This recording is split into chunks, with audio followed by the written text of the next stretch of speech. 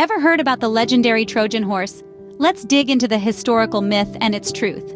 We often picture the Greeks cunningly tricking the Trojans with a gigantic wooden horse, right? They supposedly hid inside this horse, were taken into the city of Troy, and then, under the cover of darkness, jumped out and captured the city. But hold on to your horses, because the truth might be a little less dramatic. Some historians suggest that the Trojan horse was likely a metaphor. It could refer to a siege tower, a tall structure used to breach city walls, or even an earthquake that the Greeks attributed to Poseidon, the god of horses and earthquakes. Yes, the god of earthquakes was also the god of horses. Irony, isn't it? So it seems the Trojan horse might not have been a horse after all. Did people in the Middle Ages believe the earth was flat? Let's find out. It's a popular myth that during the Middle Ages, people believed the earth was flat. But hold on to your hats, folks, because this is far from the truth. In fact, the idea of a spherical earth dates back to ancient Greece. Around 2,400 years ago, a clever chap named Pythagoras proposed the concept of a round earth. Later on, around 2,300 years ago, the philosopher Aristotle provided observational evidence supporting this theory. Fast forward to the Middle Ages, and the round earth theory was widely accepted by educated individuals. In fact, the flat earth myth didn't really gain traction until the 19th century as a misinterpretation of historical documents. So next time someone tells you people in the Middle Ages thought the earth was flat, you'll know better. Scene script. Can you really see the Great Wall of China from space? Let's dive into this myth. How many of us have heard the claim that the Great Wall of China is the only man-made structure visible from space? It's a popular tale, told around the world. The idea of a structure so vast that it can be seen from the cosmos is indeed fascinating, but is it true? Astronauts who've had the chance to orbit our planet have set the record straight. Despite the Great Wall's impressive length, stretching over 13,000 miles, it's not visible from space with the naked eye. It's simply too narrow, and the materials used in its construction blend too well with the natural landscape. So, to catch a glimpse of this ancient marvel from space, you'd need some serious optical aids. In the cold vacuum of space, the Great Wall remains elusive. So not everything you hear about the Great Wall is true. Was Napoleon Bonaparte really short? Let's examine the facts. Often perceived as a man of diminutive stature, Napoleon Bonaparte, the French military and political leader, has been the subject of numerous caricatures, depicting him as a little man with a big hat. However, this is a myth that has been perpetuated over centuries.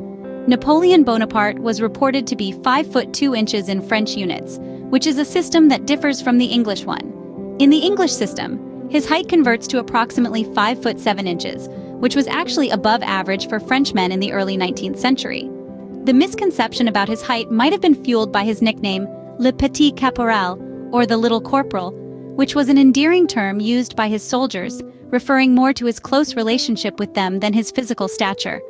So the next time you picture Napoleon, remember to adjust his height upwards a bit. Turns out Napoleon wasn't that short after all. Was the forbidden fruit in the Garden of Eden really an apple? Let's explore this biblical myth.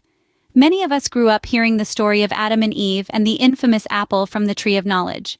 It's a vivid image, isn't it? Eve, in her innocence, taking a bite of the juicy red fruit, forever changing the course of human history.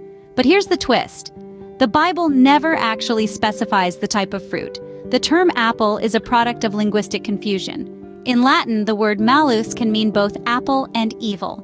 Over time, the fruit in the story was commonly depicted as an apple due to this play on words. However, some scholars suggest it could have been a fig, a pomegranate, or even wheat. So the forbidden fruit might not have been an apple after all. Did Lady Godiva really ride naked through the streets of Coventry? We're about to find out. The tale is a timeless one, recounting how Lady Godiva, a noblewoman of the 11th century, rode through the city with nothing but her long hair covering her, all to protest her husband's oppressive taxation of the townsfolk. However, historical records suggest that this dramatic act of defiance might be more myth than reality. While Lady Godiva herself was a real person, known for her generosity and piety, the first mention of her infamous ride wasn't recorded until 2 centuries later, in the 13th century, by an English monk named Roger of Wendover. This delay in documentation, along with the lack of detail in contemporary accounts of Lady Godiva's life, leads many historians to believe that the tale was likely a later addition, possibly embellished over time to add a little color to the pages of history. So the famous ride of Lady Godiva may be more fiction than fact. Did Vikings really wear horned helmets? Let's debunk this myth. Picture this: burly, bearded warriors decked out in horned helmets, right? That's the common image of Vikings that's been etched into our minds by countless movies and cartoons. But let's hit the brakes on our imagination for a moment.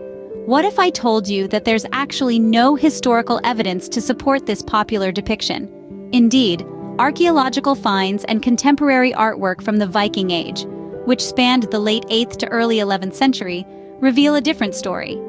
Helmets unearthed from this era are typically simple, conical designs, often made of leather or iron. They're practical, designed for protection, not showmanship. The notion of horned helmets is likely a product of 19th century Romanticism, fueled by dramatic operatic costumes and imaginative literature. So the next time you see a Viking depicted with a horned helmet, remember it's more Hollywood than history. Was the Declaration of Independence really signed on July 4th, 1776? Let's uncover the truth. Many of us, with visions of the Founding Fathers gathered in unison, firmly believe that this iconic document was signed on the 4th of July. However, historical records tell a different tale. The Continental Congress actually approved the final wording of the Declaration on July 4th, and that's why we celebrate Independence Day on this date. But the grand signing ceremony? That didn't take place until nearly a month later, on August 2nd, 1776. On this day, most of the 56 delegates came together to leave their mark on this pivotal document, forever shaping the future of a nation. It's a common misconception, but the 4th of July is celebrated as the Day of Independence, not the day of the signing. So, Independence Day isn't really the day the Declaration was signed. Was the Iron Maiden really a medieval torture device? Let's get to the bottom of this. The Iron Maiden, a name that sends shivers down the spine, is often depicted as a chilling symbol of medieval brutality. It's a horrific contraption, a casket adorned with spikes on the inside, designed to pierce the unfortunate victim locked within. But let's take a step back and question, did such a cruel device actually exist during medieval times? The surprising answer is, likely not. Extensive historical research suggests that the Iron Maiden was actually a 19th century invention. Yes, you heard that right. It seems that our ancestors from the Middle Ages weren't as barbaric as we've been led to believe. The Iron Maiden is most likely a result of 19th century fascination with the macabre, an invention that was falsely attributed to the medieval era. So the Iron Maiden is more a product of modern imagination than medieval reality.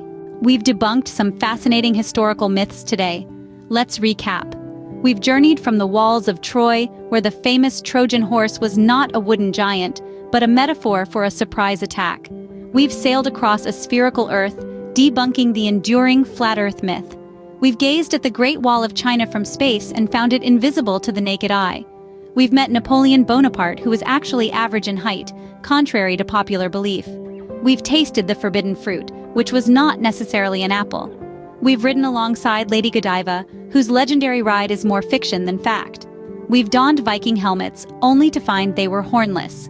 We've signed the Declaration of Independence on July 4th, only to learn it was actually ratified earlier.